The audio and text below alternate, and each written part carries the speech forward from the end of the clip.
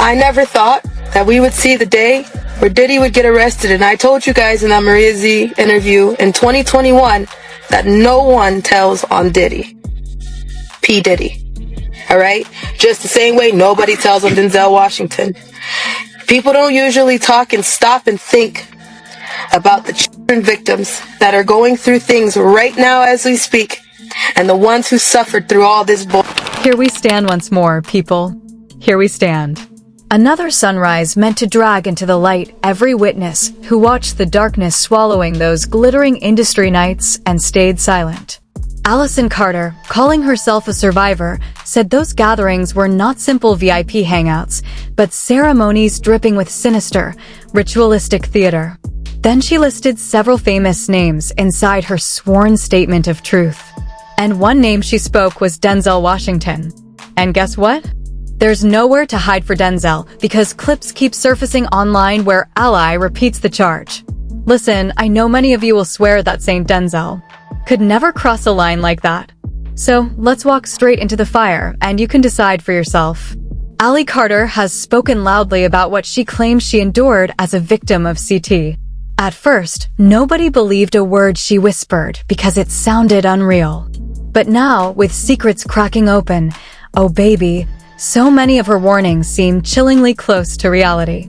In new interviews and statements, Ally Carter is again accusing celebrities of taking part in exploitation, saying it all happened inside elite parties filled with— Still not on the subject of the kids.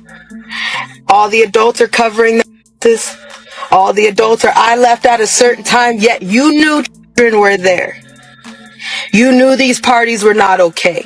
They weren't freak-offs. They were satanic rituals. There's also an affidavit that has been making rounds online where Ally describes an after-party, and she says that some of the celebrities present were Birdman, Denzel Hayes Washington, Diddy, and Young Jock.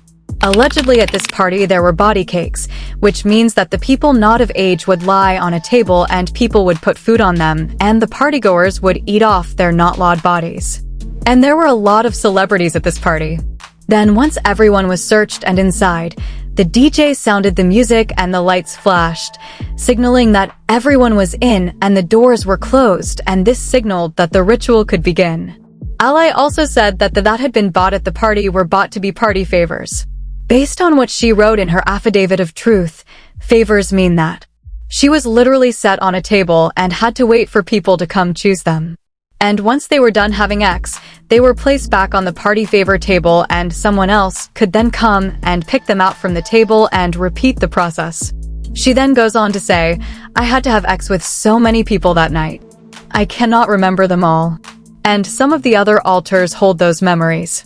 Partygoers went into a frenzy mindset once the DJ started the music and turned on the flashing lights. There were fetishes happening everywhere, and they kind of separated them into areas where specific fetishes were happening. For instance, the fetch of having sex in red fluid was in one area, while having the same with animals was in another area. People were just in a crazed frenzy.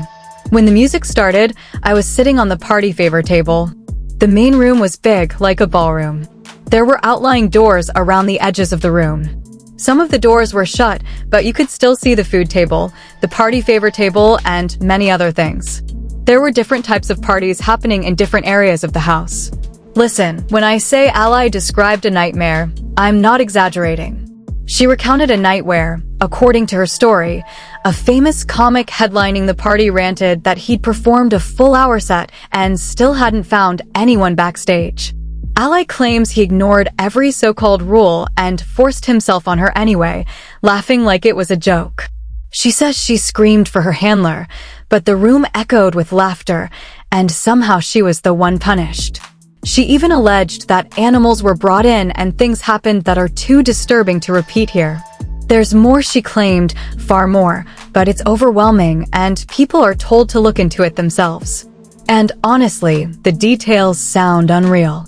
It gets even darker imagining there were witnesses there, maybe celebrities, maybe even people she named publicly, including Denzel Washington. Maybe.